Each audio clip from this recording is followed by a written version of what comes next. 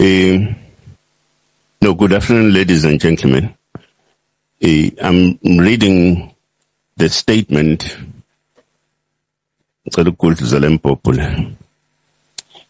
I'm reading the statement of the president of Umkhonto Wesizwe, the party, His Excellency President Jacob Zuma.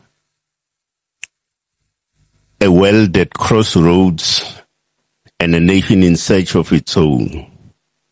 Comrades and compatriots, we gather at a time of global uncertainty, where imperial decay, economic turbulence, and social collapse in the so-called developed world are laying bare the failures of neoliberal capitalism.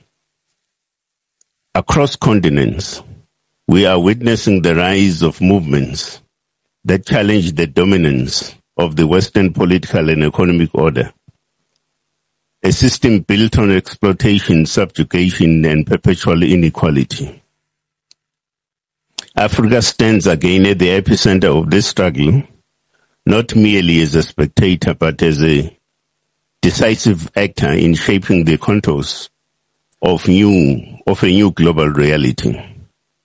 The world's attention is fixed on Africa's minerals, markets, and youthful population. Yet, as always, the question remains, who benefits from Africa's wealth? In our beloved South Africa, the political landscape is equally volatile. The so-called government of national unity, a fragile elitist pact of political rejects, has exposed the moral and intellectual bankruptcy of those who seek to govern without legitimacy. It is an arrangement born not of democratic will, but of desperation to maintain the status quo and to prevent true transformation. It is in this context that Umkhonto Wesizwe Party stands as the legitimate continuation of the liberation struggle, as the revolutionary alternative to the stagnation of the current order, and as the political home of all South Africans who yearn for genuine freedom, justice, and dignity. Comrades, our country is gripped by a deep moral and institutional crisis. We salute the bravery of Lieutenant General Nhlanhla Mkhwanazi and the members of the political killings task team, whose explosive revelations have shaken the very foundations of the criminal justice system.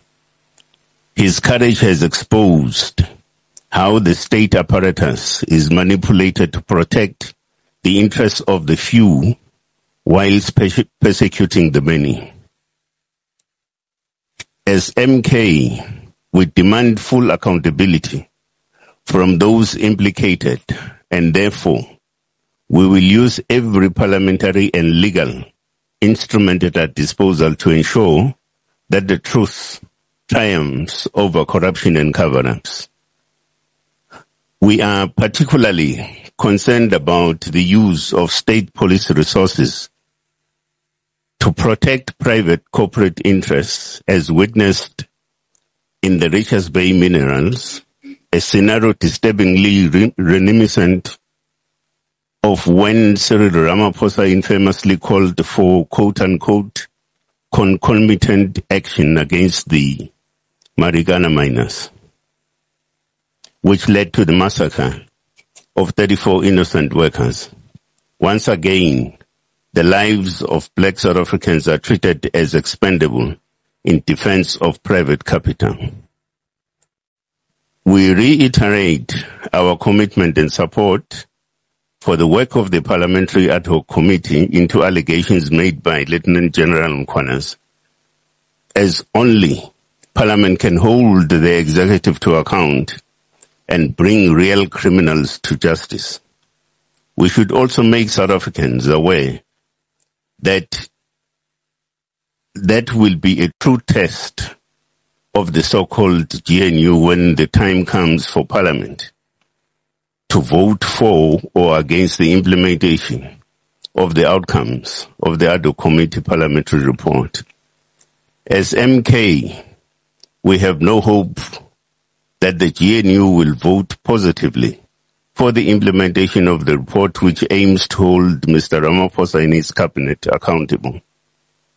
We further call upon the Constitutional Court to unseal the CR17 bank statements and for the ad hoc committee to call upon IPID to declassify the Phala report. Umkhonto Wesizwe, the party, rejects the Roman Dutch legal framework which continues to govern our society in contradiction to our indigenous African value systems. We renew our call for lifestyle audits of the members of the judiciary, especially in light of General Mkhonazi's allegations, which confirms what we as MK has long been exposing, that judicial officers are not immune to corruption or political manipulation. This further confirms MK Party's view that the judiciary has been corrupted and over-compromised.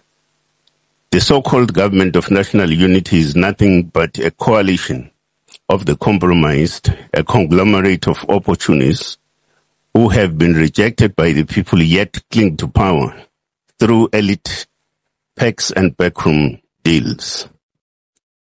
They cannot liberate our people because they are captives of the same system our revolution seeks to dismantle. On the international front, the president's recent visit to Ghana focused on geoeconomics and the future of African sovereignty. The discussion centered on the de-dollarization agenda, the BRICS currency initiative, and lessons for Africa's own common currency. We reject the continued domination of Africa's financial system by Western currencies and institutions. A multipolar world demands a new financial architecture, one that serves humanity, not hegemony. His Excellency President Zuma recently returned from Russia as part of the international relations work he continues to do and will soon brief party structures and the nation on developments. As part of his continued work of flying the South African flag high, President Zuma will next week lead an MK Party delegation on a visit to Burkina Faso. Given the magnitude of the international relations and geopolitical work President Zuma continues to do, he has undertaken a decision to appoint a second deputy president to oversee internal and broader political organizational issues. Comrade Dr. Hlophe continues to be the deputy president focusing on the work of the party in parliament. Ladies and gentlemen, as we conclude, we reflect that a year later, in this month of October, where the forgotten children that died in October 2024 in Naledi, Soweto, after consuming poisoned snacks from a spaza shop, we remember Karabo Rampo, Jabulo Msimang, Zintle, Ida Mama, Monica Sebedwan, and Isaho Mabot. In their honor and in pursuit of justice, as MK, we will file a class action against the so-called GNU to hold them accountable and get justice for the families that lost their children. Comrades, we are a generation that must complete the mission begun by our forebears, the total emancipation of the African person. The MK party represents that historic continuity, that revolutionary flame that refuses to be extinguished. Though our enemies conspire, infiltrate, and attempt to derail our progress, we, like the phoenix, shall rise from the ashes of betrayal and stagnation. We shall rise to reclaim our land. We shall rise to restore the dignity to our people. We shall rise to govern this country in the interest of the majority, not the privileged few. The journey ahead is long, but our destiny is clear. MK is poised to take power and to deliver final phase of liberation, the total emancipation of our people. It's a revolution rekindled, a nation reborn. Kwaza, Umkhonto Kwaza.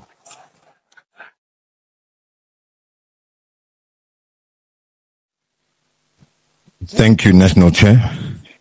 I'm going to call upon the President to introduce the second Deputy President of Umkhonto Wesizwe. Comrade President.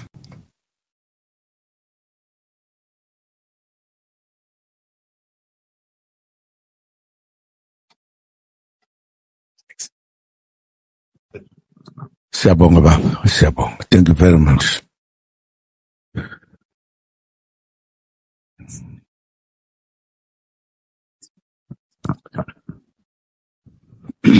Thank you very much indeed, Mphathi wohlelo.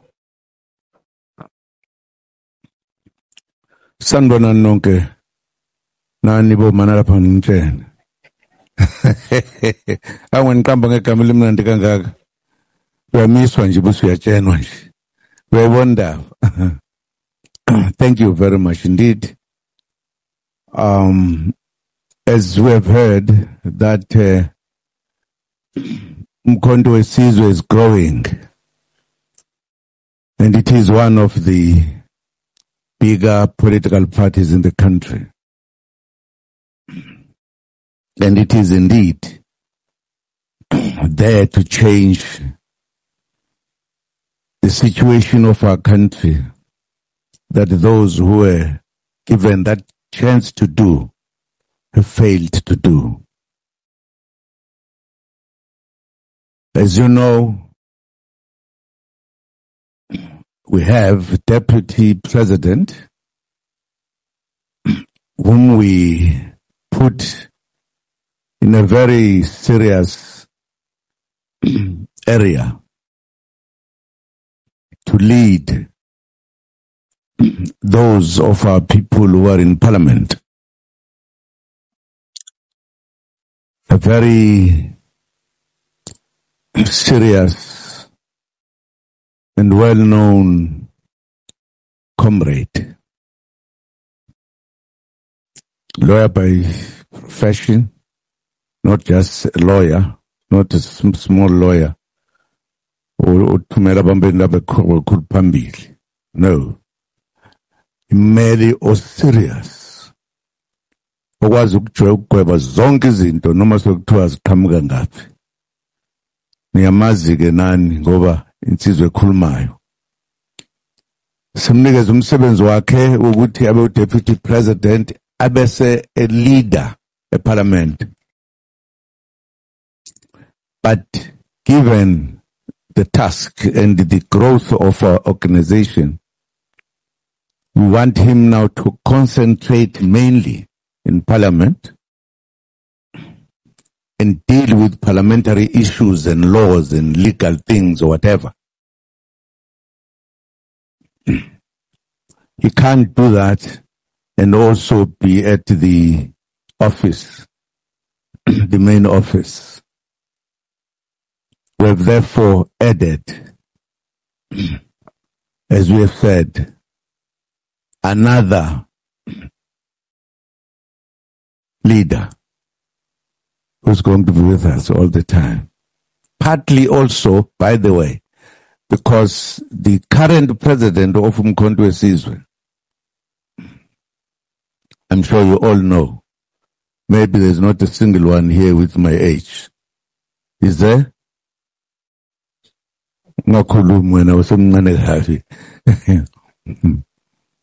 And therefore, we are strengthening our work of our party because we are looking forward.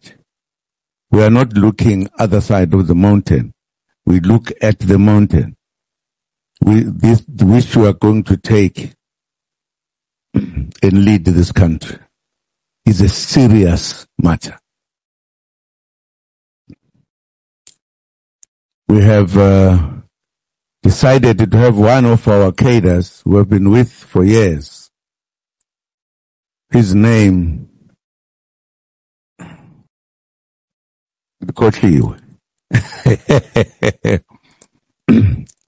that comrade of ours who's going to join us at the leadership, the top leadership, is Tony Engeni. Kuphuka mfana kithi uzosijoyina la.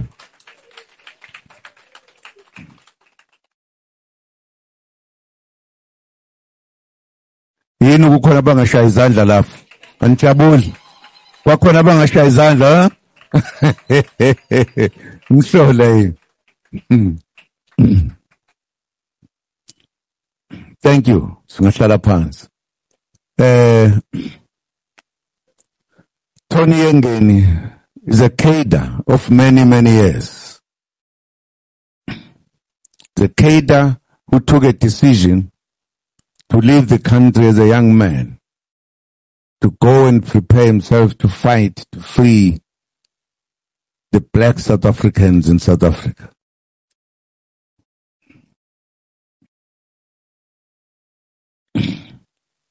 Indeed, he did everything that was supposed to be done and added the political education. And he has remained a very solid leader, solid cadre.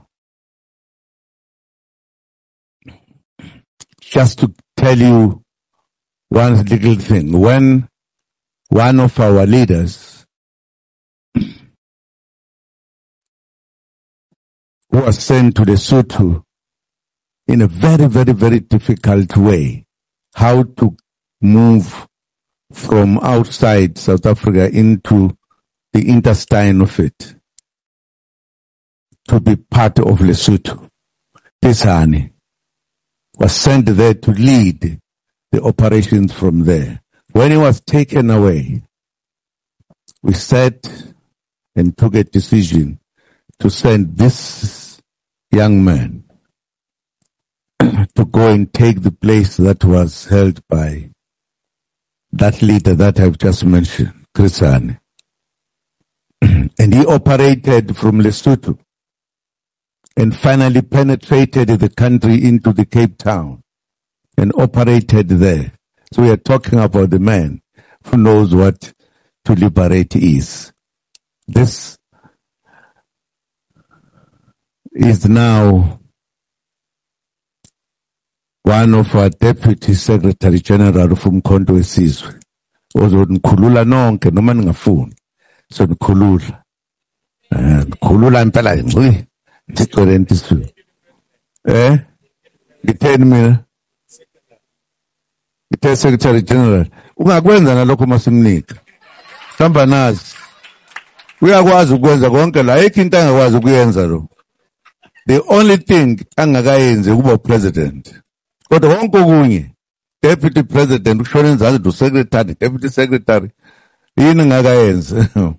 In any case, that is a man who is now going to be working with us all, also helping me. When I met him when I was also not young but older than him, but I've been Gijima. But manje sengilindele ukubona ukuthi akhona namaqhawe la akwazi ukubhala iqiniso. Kwavete kwavuma omunye kuphela, abanye abalibhali. So I just thought I should mention this because here is a man who's going to be working with me in the leadership of this party. We come from very far with him. I trust him as I trust many cadres that I fought with, that I worked with, that I did everything. Mawufuna wazi-ke mangisithanda indawo nizosondela kimi noyithola. Ngeke ngisho manje. Siyazwana. Nizwe kahle. Okay. Kulungileke. Fana kithi. Hololo. Wena uphethe lento.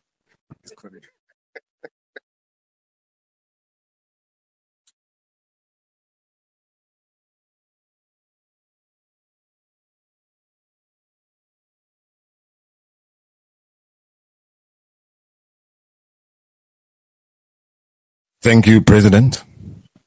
Welcome, Comrade Tony Ngeni, Second Deputy President of Umkhonto Wesizwe Party. I'm going to call upon Comrade, in this case, no. I'm going to call upon yourselves to then ask us questions to the comrades that are sitting up front here.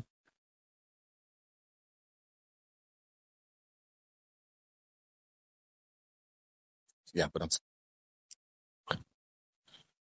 of course.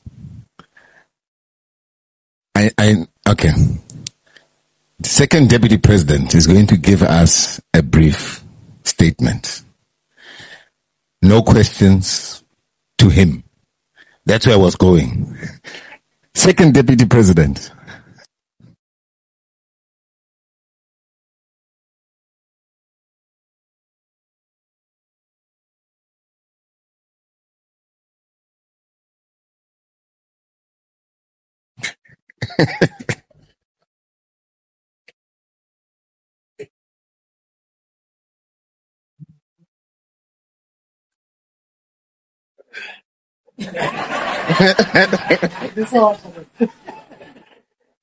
Thank you.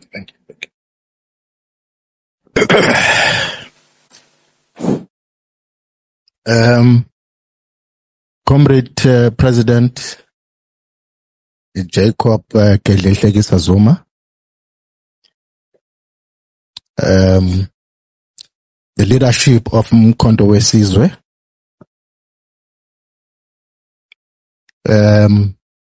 dear comrades, members of Umkhonto Wesizwe here present, and dear members of the Fourth Estate. I am going to make a very brief statement,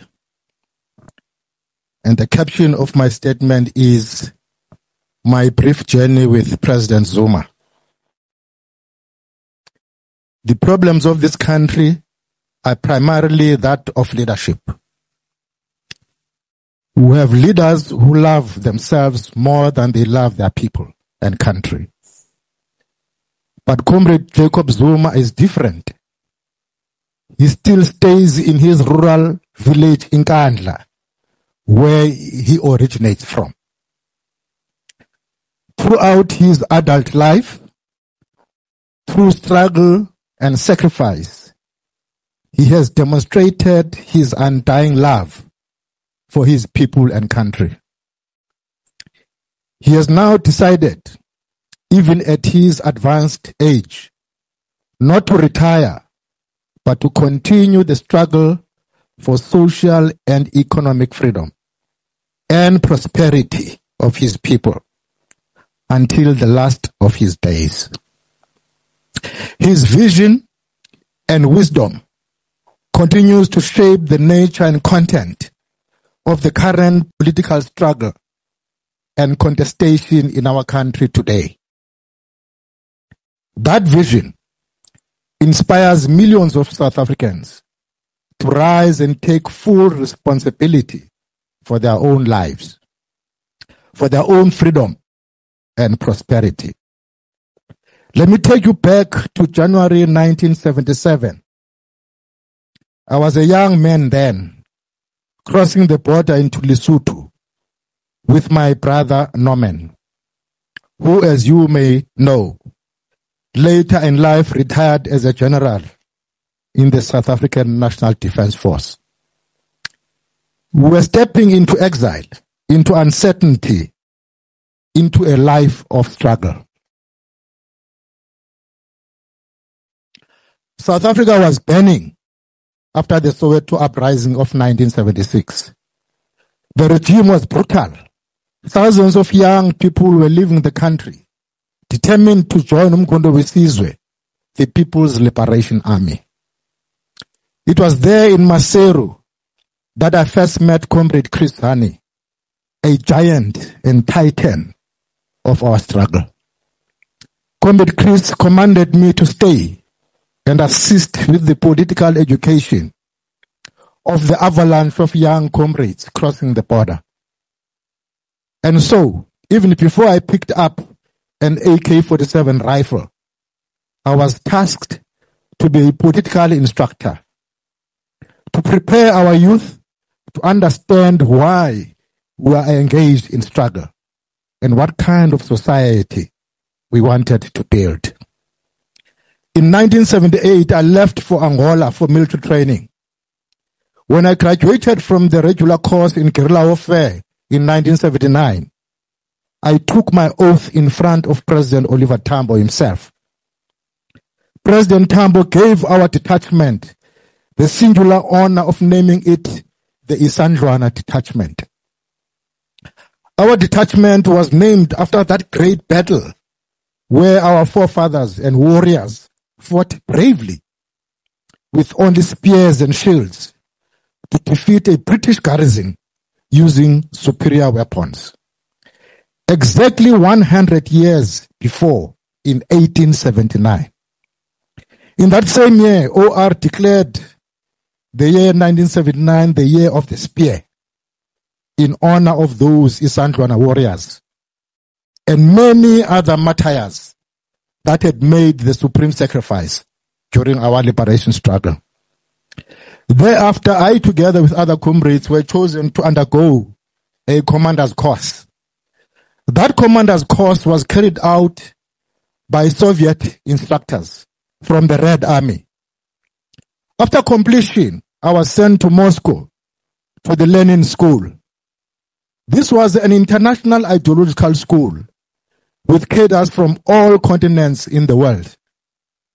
It was there that my political and ideological consciousness was sharpened and deepened. Just before graduation, Comrade Chris and Comrade Slovo came to see us at the Lenin School. They told me that I was not going back to Angola.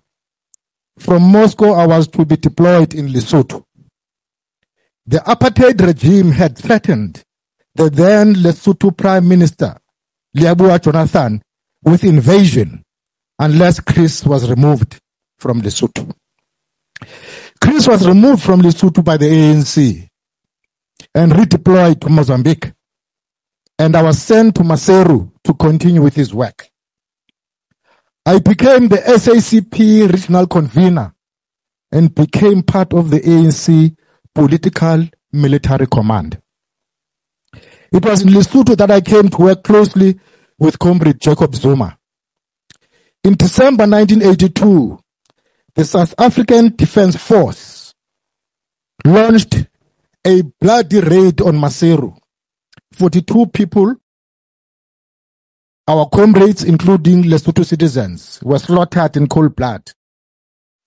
The world would come to know it as the Maseru massacre. The United Nations condemned it, but for us and the bereaved families, it was extremely traumatic, emotional, and personal. After the massacre, President Tambo sent Comrade Zuma to Maseru. His task was to help us organize the mass burial and manage the difficult political environment. I watched him work calm, methodical. It was Zuma who ran the operation for the sudden electrifying appearance of OR on that very morning of that burial. Of course, the masses went wild seeing their beloved leader, OR in person after such a long time in exile. Imagine the courage it took to bring OR into a war zone like that, and then just as suddenly spirited him out and have him appear safely in Lusaka that very night. That is Zuma. Quiet, resourceful, reliable, trustworthy. From that time onwards, Comrade Zuma was often deployed to Lesotho by OR and the Revolutionary Council. His job was to manage the sensitive relations between the ANC and the Lesotho government. And so from those days in the Mountain Kingdom, through tragedy and resistance, he and I forged a bond that would carry us into the democratic era.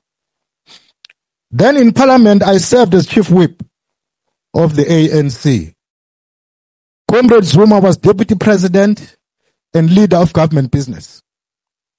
And Comrade Frene Chinwala was Speaker. May her soul rest in peace. Every Monday morning, the three of us met in the Speaker's office to coordinate our parliamentary program. Different times, different arena, same comradeship. History has its trials. The so-called arms deal was one of them. Both of us were dragged into it. We were the only two senior leaders charged. I was convicted in the so-called card discount case, which was politically motivated and thoroughly shameful in the manner it was handled. They even sent me to prison. Guess who came to Mamasbury prison to visit me? Comrade Jacob Zuma, Deputy President of the ANC. That solidarity cut very deep. Later, they went after Zuma himself, charging him with the arms deal, a case that has been hanging over his head for more than 2 decades. Justice delayed is justice denied. The fact that that trial drags on today is a serious travesty of justice. And it shows how the justice system can be manipulated and abused. By 2007, at the much talked about Bulugwane conference, Comrade Zuma was contesting for the presidency of the ANC. I was proudly leading from the front in support of Umkhonto. That conference was not about politics only. It was about ensuring that the ANC remains the champion of the aspirations of the poorest of the poor. Umkhonto won that conference hands down. He did not buy that conference. That conference and its outcomes was an open expression of the democratic will of the vast majority of ANC delegates. Fast forward, when the Concord decided to throw Comrade Zuma to prison without a trial, I was one of those outraged thousands of the masses that descended upon Inkandla to declare our contempt, our indignation, and rejection for that Concord verdict, and our overwhelming unrelenting support and solidarity with Comrade Zuma.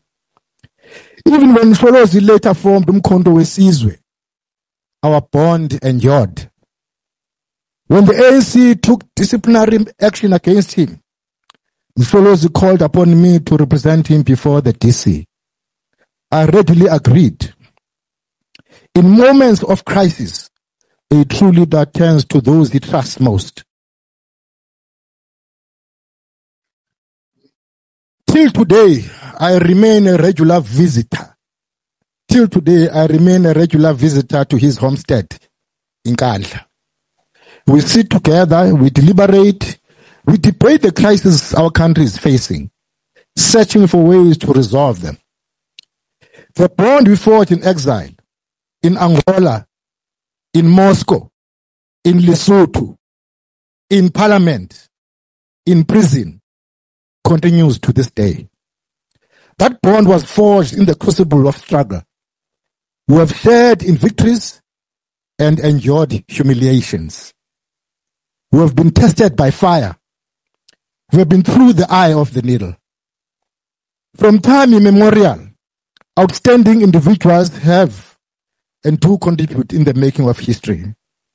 And those outstanding personalities have to be acknowledged and celebrated during their lifetime.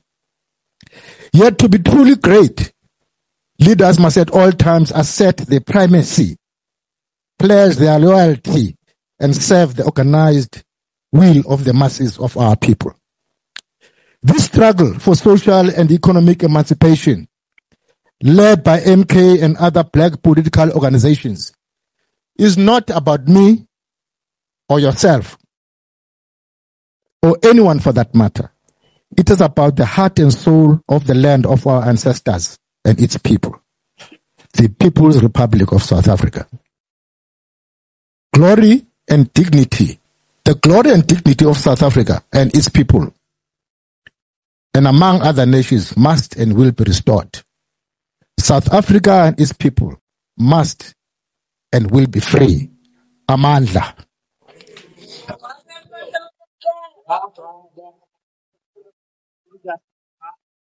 Baba. Kwaza Umkhonto kwaza.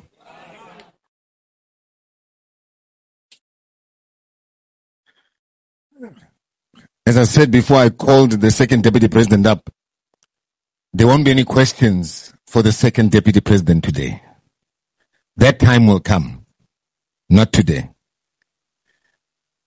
With that, let me welcome Deputy President Dr. John Hlophe Mandlakayise.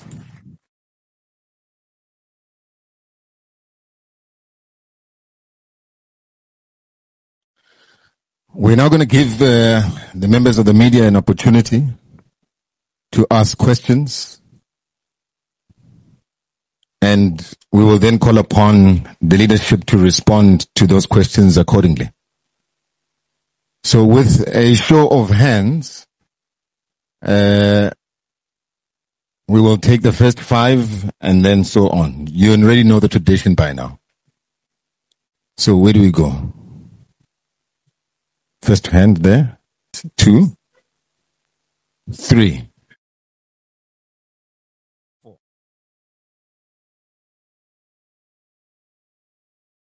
Okay. Let's start with the first question. Name, surname, and the media outlet that you represent. Sanbonan. My name is Willem Pungula. I work for independent media. Now, if I have an opportunity, or if I had an opportunity, I would have asked Mr. Yengeni whether he has done from the ANC. But that now that we can ask this question, so I left it hanging. So my question is that, okay, no, thanks for the address. Some of the questions have been answered, but one of them, I want to know whether, or maybe I need a comment from the president about court ruling in Pretoria, so that ordered him to pay back 28 million. So I want to comment on that. What is the view of the party and the president, right? Thank you so much. Good afternoon, everybody. My name is Londi Wekumete. I'm a freelance journalist. I work for Ivuma FM and many other media houses. My question is to the president of Umkhonto, Wesizwe. Zuma, are you going to pay back the money? If you are going to pay back the money, how are you going to pay it? Any plans or measures in place to pay back this money? Thank you. Thank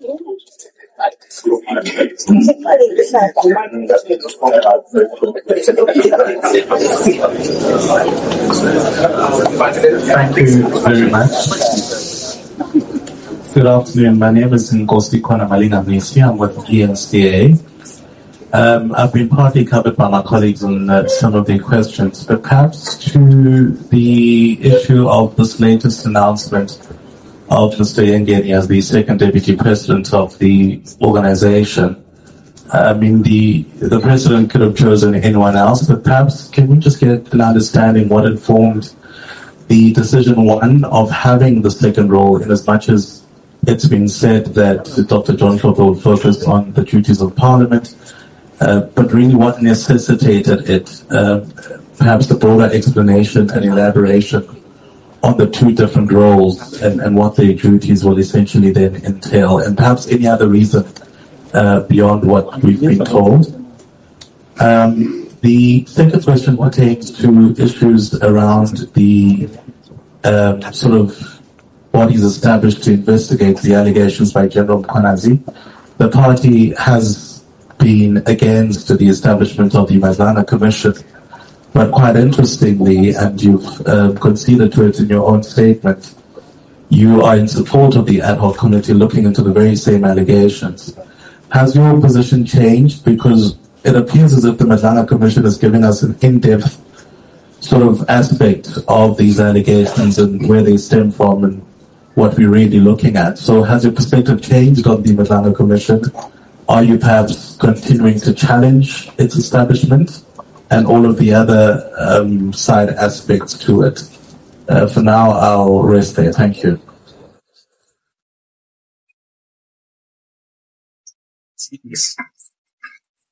Good afternoon. I'm a freelance journalist. It's a slightly different question. I want to focus on sad politics. Reporting about okay. Really. Thank you. And it's a slightly different question. It's more about the politics in KwaZulu-Natal. And the MP party was responsible to have confirmed that indeed they're in talks with the ANC to cock up in KwaZulu-Natal. And if yes, how will the arrangement look like? How many positions will go to the MP party? And how many positions will go to the ANC? Thank you.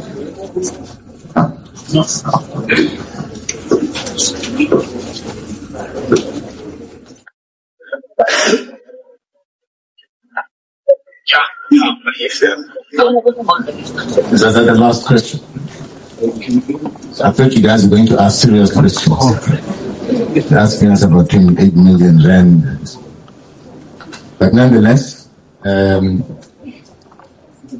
first question that came from Willem Pongoda. Yeah, that's correct. Where they're asking President pertaining to the 28 million rand judgment that was handed down yesterday. I guess everyone is asking and wanting to know if you're going to pay back the money and how we're going to handle it as a party. President?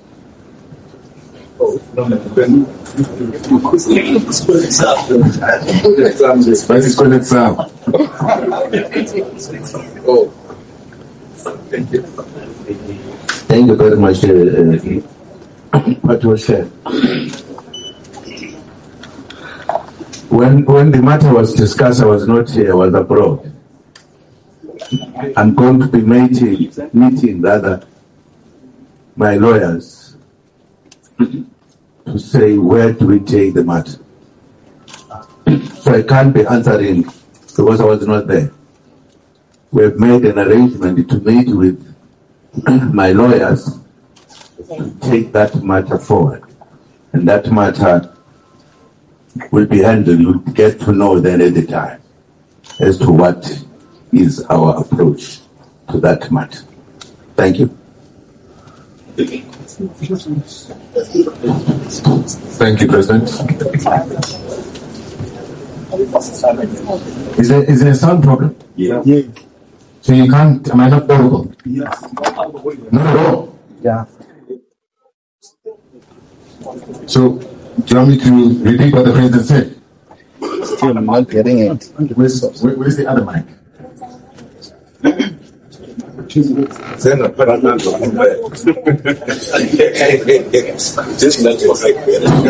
this one better? Can you hear me? Can you hear me?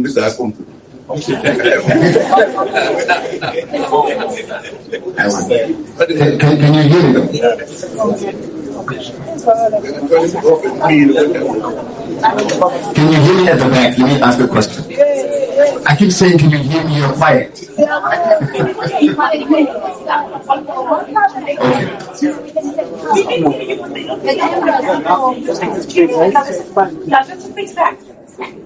Thank you. Oh, the cameras are not picking up the audio from the feed. Indeed, but it's not. The president, in his response, said that when the judgment in this matter was unfolding, he was overseas. The Russia trip that was mentioned. And that when he then landed, and upon hearing the outcome of this judgment, he then called upon his legal team, and he will then engage with his legal team in due course. At that point, Umkhonto, Wesizwe, and the president will respond in terms of what the way forward is. That was the president's response. Okay. And I think, Lombi, you're from Voma, your question has also been answered effectively. Because you asked, are we going to pay the money back? So that has been addressed. It's answered. Third one, Nkosi Khona, ENCA. Why do we have a second deputy president? And you wanted us to unpack the role more than we've actually. So the national chair, they want us to expatiate on that role. So I'll call upon the national chair to further articulate the roles. National chair.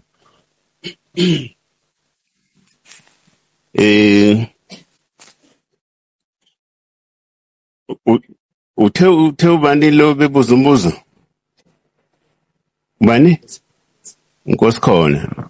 Oh, Nkosi Khona, I think that question has been adequately responded to, both in the statement in terms of, for an example, let me give you a practical example. The president is now 2 days back in the country because of the work assignments at an international level. I think in the next day or two, he's also leaving the country. Now, what is being put across simply is this, is that at a practical level, he's becoming more consumed by international work, and therefore you need a second deputy president to focus on the internal matters and the internal matters and the workings of the organization on an ongoing basis. And that the first deputy president focuses largely, because he's the leader of MK as the party in parliament, that he focuses on that particular front. Now, so if you ask as to what is it that necessitated the appointment, I don't know what more can be said except just simply this particular factor, which is more of the material circumstance as it faces the organization. Now, I'm sure somebody is going to respond on the question Kamadlanga Commission. The only issues I want to deal with, I don't know who asked whether we are going to call them. Oh,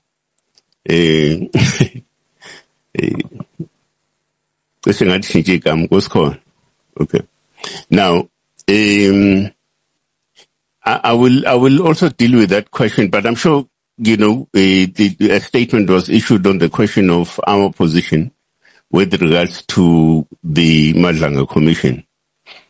Now, but what I want to deal with are broadly the governance matters that are facing this country. relating to exactly that work Madlanga Commission, as well as the other committee work in Parliament. I think as ordinary people we should be concerned that this country is getting more commissioned, and it's in the manner in which it's being governed. Everything. Should something happen, no, we'll set up a commission to investigate this and so on. Now, there's a style of doing things which is commonly referred to as filibustering. In a sense, this is what we're beginning to witness. Instead of decisions being taken at a decisive level to deal with issues, no, you opt not to do that. You must set up a commission. The commission must tell you the exact thing that you know. It only gives you time, to play around with and so on. For instance, you can have the Madlanga Commission as you have it today. 6 months later, a decision will not be taken. There will be a possible extension for the commission to exist and so on. So we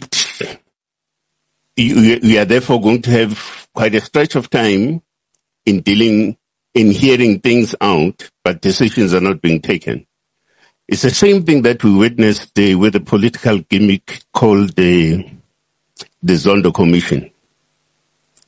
Something that's set for, I think, over a year, if I'm not mistaken. And still up until today, you don't have decisions taken around the question of whatever transpired at that particular level and so on. So the likelihood, because part of the problem in this country is that you have all the instruments in place that enable you at the level of government to be able to take decisions. No, you don't do that. You set up a commission that arrives at recommendations, but you also opt out as government to implement those particular recommendations. And I think we should be extremely worried about this, because a straightforward matter such as the one that the Madlanga Commission is dealing with, there are various institutions and instruments within the state that can easily deal with those particular matters and put them to finality. But instead, we are being treated to a particular show which is likely to drag on for quite some time. And I think we should be worried about these kinds of developments. But I would ask people that dealt with the issue of the statement around the Madlanga Commission to restate what our position is. Thank you very much. Thank you, Jim.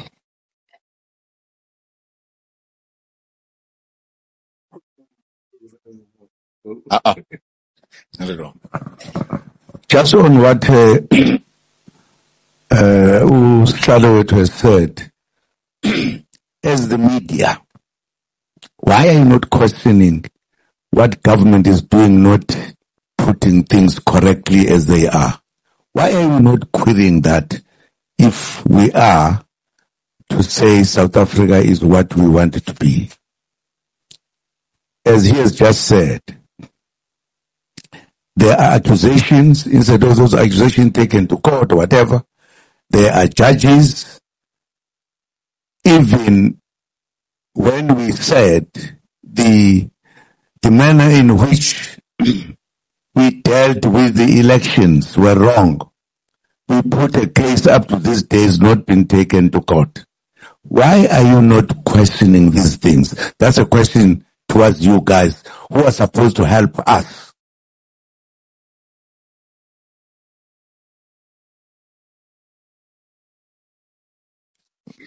President, it's selective questioning. Nkosi khona. ENCA. I think the issue of the Madlanga Commission has been dealt with. But I think, if you recall, the Madlanga Commission was announced at the time after General Mkhwanazi made the pronouncement and made the allegations. Where at that point in time, we called upon the president to fire the police minister, Senzo Mchunu, because there was prima facie evidence that linked him to criminality. That is the basis at which this whole process started. We then stated that we're not necessarily against the Madlanga Commission, we're against how it was actually formed and the basis at which it was formed, which we said it was for political patronage. He should have fired his friend, instead he puts him on a leave of absence. That is the basis at which we are raising concerns as a party that is the official opposition that is responsible in parliament. That why should there be money spent over 148 million? And the fact that, by the way, the chief evidence leader, Terry Mutau himself, who has now stepped down, raised concerns about the money allocation. That alone should tell you that Umkhonto Wesizwe is correct in its stance. The other point that we need to make is that if you look at the current members of the commission, these are the same chief evidence leader from the Marikana Commission. Justice Madlanga himself was a chief evidence leader in the Marikana Commission. You look at Sisi Baloy, she was the evidence leader on the police side. Justice Charles Kinson was under Madlanga, Marikana Commission. Same players are now in the Madlanga Commission. You read between the lines. So we're just saying that there is no need, when you have an ad hoc committee in parliament that can hold the executive to account for South African taxpayers' money to be spent the way that it is, especially in the manner that it was brought about. Not to say we're against the Madlanga Commission. Let's bring that clarity. Okay? Thanks. The other question from Sihle Mavuso. They must answer your question. They have not answered your question. So Nkosi Khona, President asked you a question. Where's Nkosi Khona? There he is. The President asked your question. The mic, he wants to hear your response. Oh, nabanye. Naninbuze.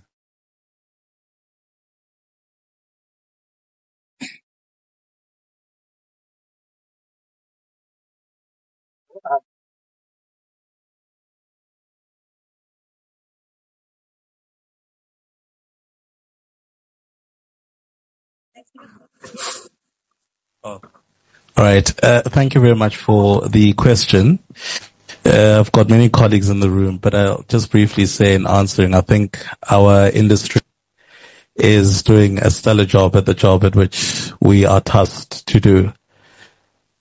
We go above and beyond in delivering on what we're supposed to deliver in a fair manner. And I think many of our colleagues will attest to that. And I think we always come under scrutiny and attack, but we take it in a very professional manner. And I think that's where I'd like to leave the response at. Thank you.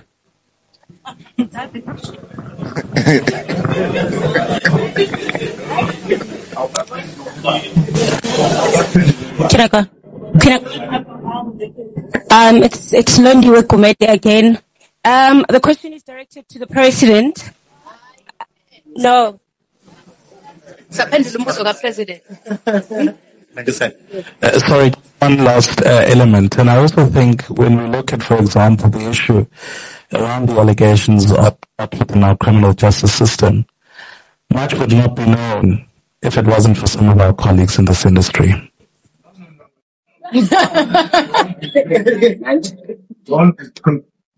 Question is very clear. Why are you not telling him the wrong thing to do that? Simple. Don't talk about how much it takes to be unhappy.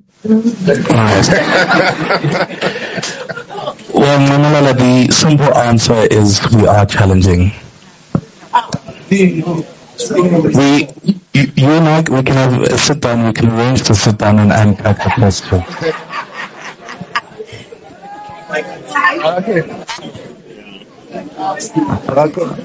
You asked questions here. We answered you. We We are asking a question from you. Answer it. Simple. I've answered. Don't you talk about our votes? I've answered the question. Silent about our votes. They clearly can't answer, President. We'll give them a... But, President, the one question we should ask him from ENCA is that they came from Kandla just before the elections. When they did an interview, they spent 2 hours with you. I was in that interview. Till today, they have not played your interview. They must answer why. That's the second question.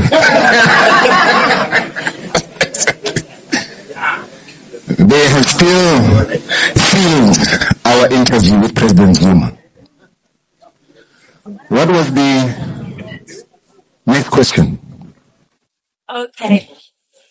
Yes, indeed. So the Fisher was also asked a question.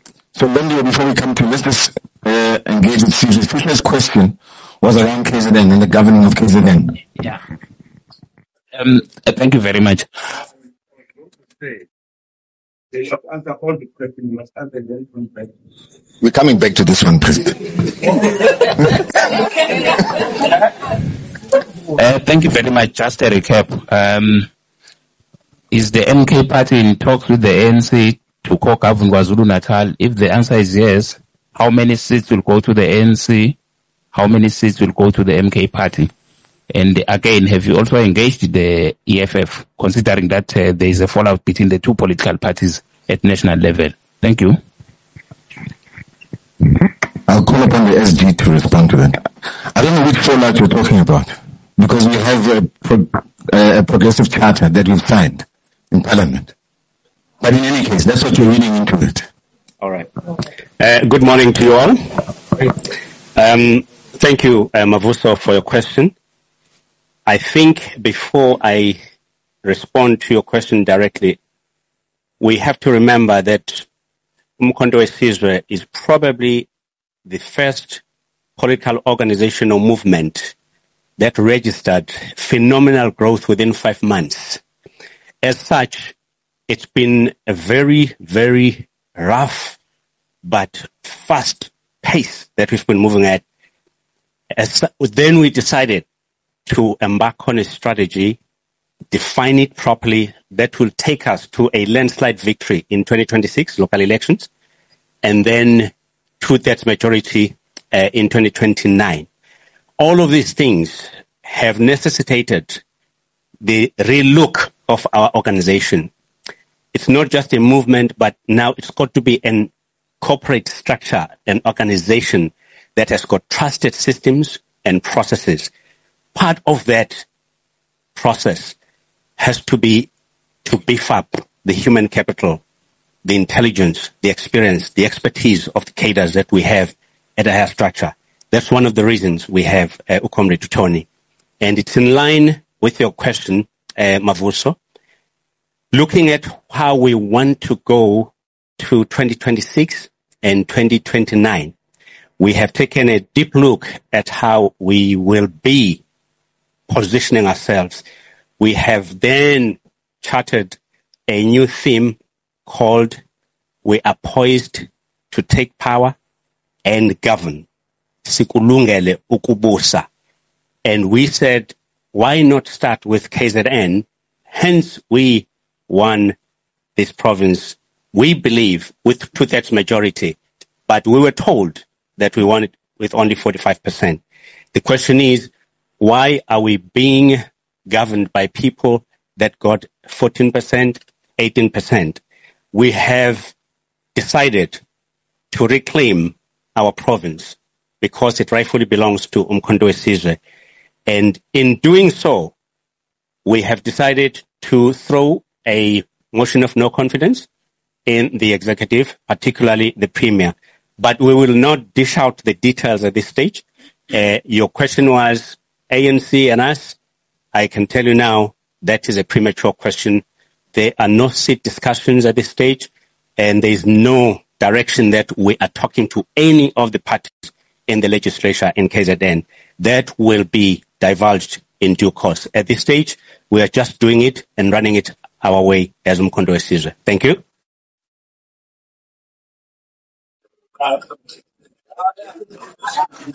I'm going to call upon the chair. It's right here. To further expatiate on that, I guess he's got a view. Is it? No, ladies and gentlemen, I was conferring with the president that we shouldn't expect an answer from the journalist, his question. So in a sense, I'm coming to your rescue, Nina, as journalist. And I think you should understand why. You are not decision makers. You are pawns in a particular game. So, and I think we need to have an appreciation of that as a factor. For instance, you're not a decider in terms of the content of this very same interview in terms of the final product. Somebody else who yields economic power in this country, somebody else, and that person happens to be white, by the way, yields such power economically that he or she can determine the final output of what you're doing here. So, when I goes corner, or at the show goes not, I think that we must appreciate. But what that means also is that yourselves as operatives in this particular industry, you need to be together with South African people in the effort to transform exactly this very same industry. So that we shouldn't, because right now, I can tell you, the media in this country is on the other side of morality.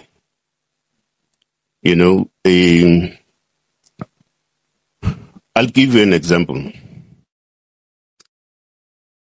It has never happened to anyone, including ordinary criminal, I think, in this country, that tholakala imali embhedeni wakho nokusofa wakho hayi omunye umuntu wakho endlini yakho, emzini wakho, right? And there's no noise about this thing. When I'm saying you're on the other side of morality, ask yourself a question. Had it been President Zuma that such an circumstance happened to? I'm telling you, we're not going to sleep. Right? Now, and that's what we need to correct.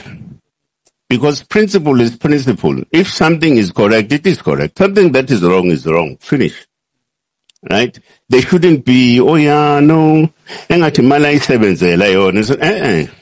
a law in this country that says money in your possession in your own private residence cannot be in excess of 25,000 rands. That's the law. Right? And you preside over an institution that upholds the law and implements that law. But it happens to be you. No, we shouldn't raise issues about that and so on. It can't be correct. So that's why I think at the center of this question that is being posed by the president, it's not just simply a question that you should be wishy-washy about in trying to respond to, but it's a question that we should read in context that says the media as an industry has got to be transformed. Because your duty, is to inform, but also educate and tell the truth to ordinary members of the populace. That's what you need to do. But in the manner in which things are happening, and of course, in the manner in which this thing appears to be happening, it is such that it's pursuing the interests of a particular class And that class excludes you and me. You as an ordinary journalist, you are not part of that class, which is propagating its own particular sort of interest for the objectives of a perpetual control and societal control by the few, because they happen to yield economic power. So, ngiyacela President ukuthi baxolele ukuthi ngeke bawuphendule lo mbuzo njengamanje ngoba vele abekho in the position okwazi ukuphendula lo mbuzo. Bengicela nje sivale kanjalo Comrade President, thanks.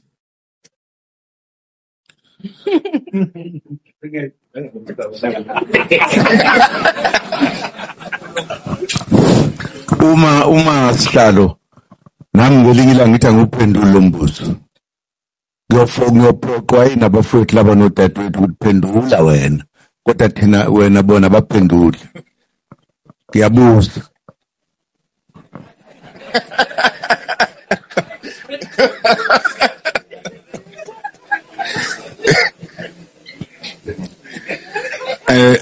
Members of the media have been let off the hook here by the national chair. We're going to close off. Oh, there's a question there. Okay. Baba. Wakaqedisa ngempela ba.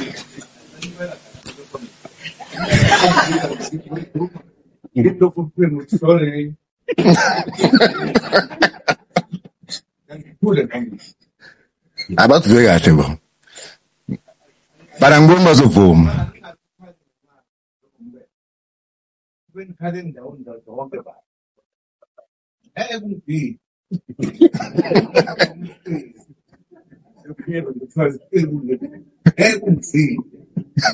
Kuna yonke ibikonde ukuqonda ukuthi ngoba na abantu abasemthethweni benza into abayithandayo. Safaka icala la ukuthi sarojwa siwinile alikaze liye enkantolo namhlanje. Why ningabuzi manje ngama journalists ifuna ukukhuluma amaqiniso alelizwe na umbuzo wodwa nje.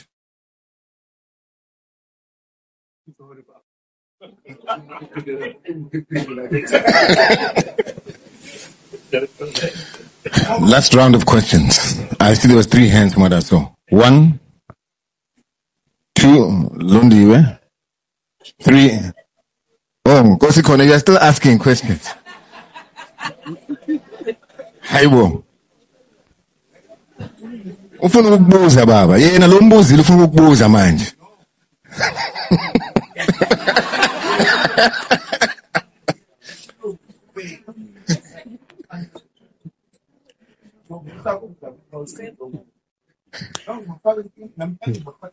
Bakaxekile ba.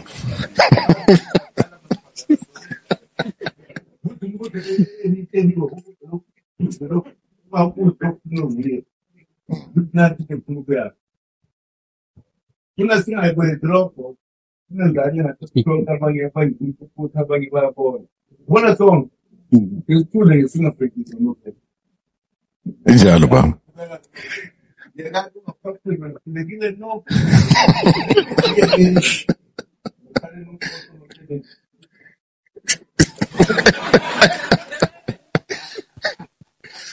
Thank you so much, Program Director.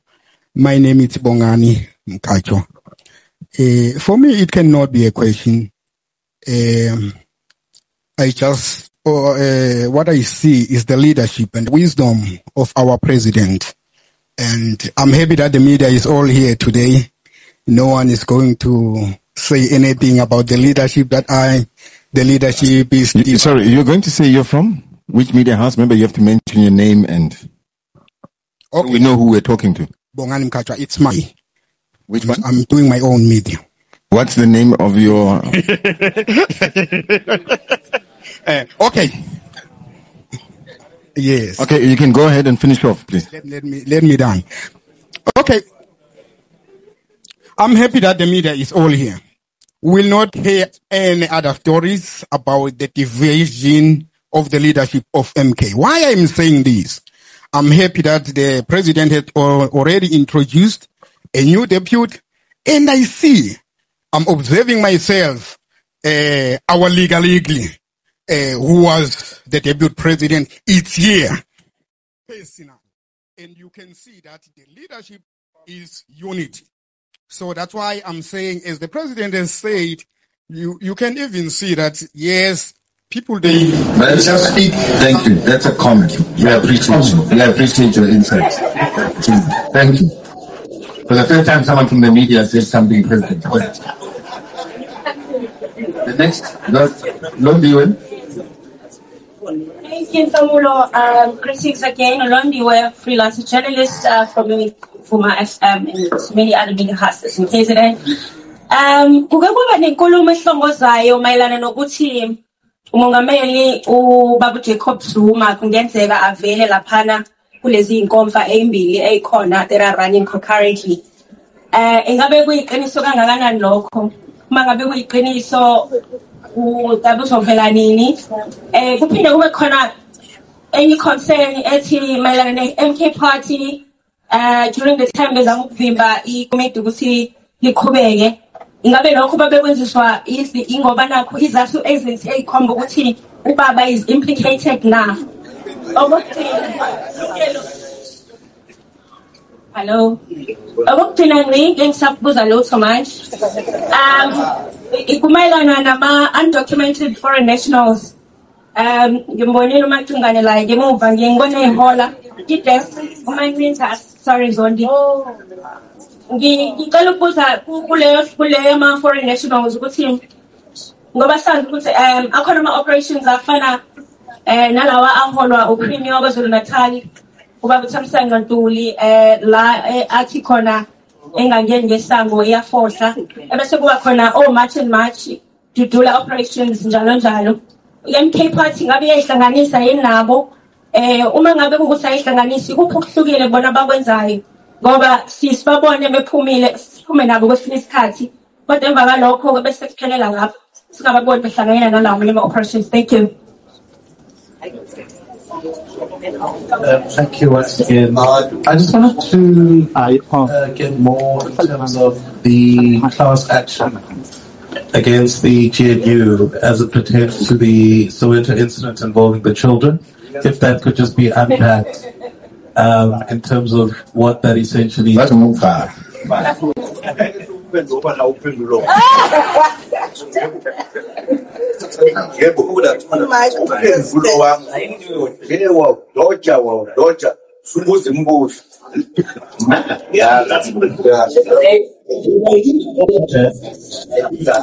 All right, but that is the central question. Thank you.